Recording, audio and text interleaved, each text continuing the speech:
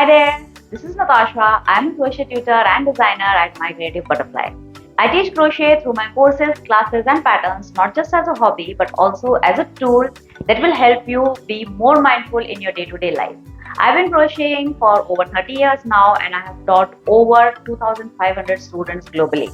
Welcome to my YouTube channel. If you like what you learned today, don't forget to like and subscribe. Also, don't forget to hit that notification button so that you do not miss out on any of the new tutorials that I put out.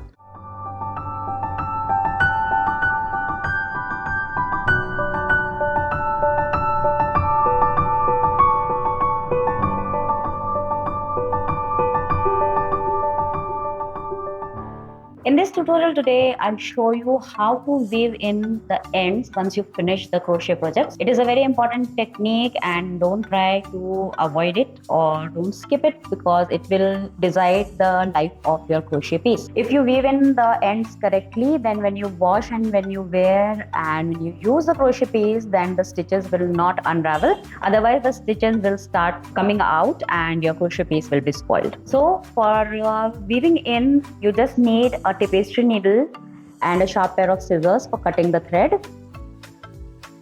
Tapestry needle should have an eye big enough so that the thread, whichever thread you are using, passes through the eye easily. So this is a thick thread. This is size 2 100% cotton yarn. So I'm using a big tapestry needle.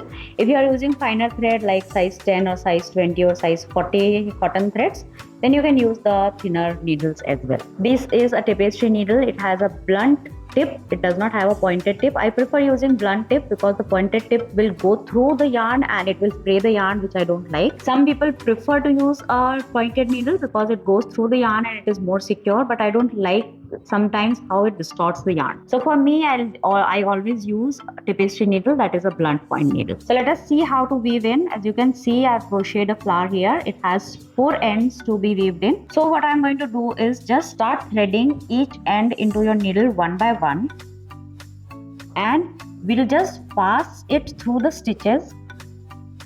I'll just go in the stitches like this, through a few of the stitches, pull the needle through, and then go back in the opposite direction. So I'm just going to skip one stitch, otherwise when I'll go back, the thread will come out again.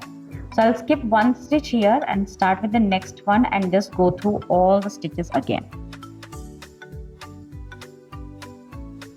Then I'm just going to go back in this opposite direction one more time. This is called zigzag weaving.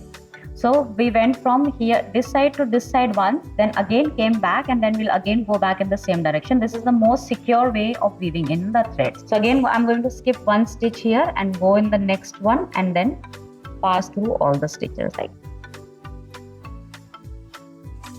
that's it. Now take the sharp pair of scissors and just cut off the yarn very close to the bottom. So this is how you weave in the ends. You repeat the same process with the other 3 ends as well. When you are using multiple colors, make sure that when you are weaving in the pink thread, you weave it in the pink stitches only. When you are doing the yellow one, do it in the yellow stitches only. If you weave in the yellow one in the pink, then the thread will be visible through the stitches and it will be very untidy. So when you are working with multiple colors, just make sure that you follow this rule. So this is it. You are going to do the same thing with the other 3 ends also. I'll just do that and I'll show you how it will look. So here I'm done with all 4 ends and you can see it is nice and neat and you cannot see where the thread ends are.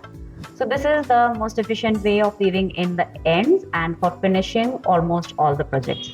I hope you enjoyed the tutorial. If you have any questions, please feel free to ask me in the comment section. I'll be more than happy to help. If you liked what you learned today, don't forget to like and subscribe to the channel. Also, don't forget to hit that notification button so that you do not miss out on any of the new tutorials that I put out. This is all from my side today. Thank you so much for watching and happy crocheting. Bye-bye.